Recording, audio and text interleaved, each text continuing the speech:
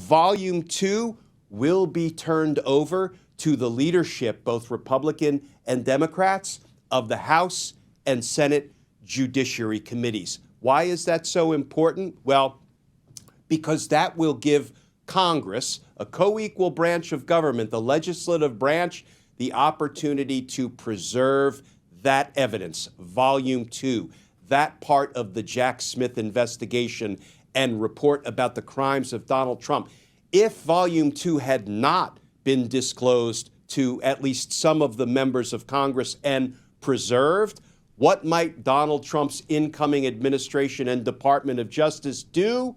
They would destroy it, bury it, make sure that the American people wouldn't be able to see it at any point in the future. But at least now, by virtue of giving it to both parties and both chambers of Congress, we will preserve our ability to see it at some point in the future when hopefully we're past the point where we can then see De Oliveira and Nauta receive their due prosecutions and then not have to worry about Donald Trump just getting away scot-free without any of this stuff, at least at a bare minimum being put in the public record. Exactly right. You know, I was so concerned that if Volume 2 was not given over to some of the members of Congress, then, you know, goodness knows who Donald Trump will able to cram through the Republican-controlled Senate confirmation hearings as FBI director and as Attorney General. And if those people were inclined to do Donald Trump's nefarious and criminal bidding, well, then all of the evidence in Volume 2 of Donald Trump's classified documents, crimes, might have disappeared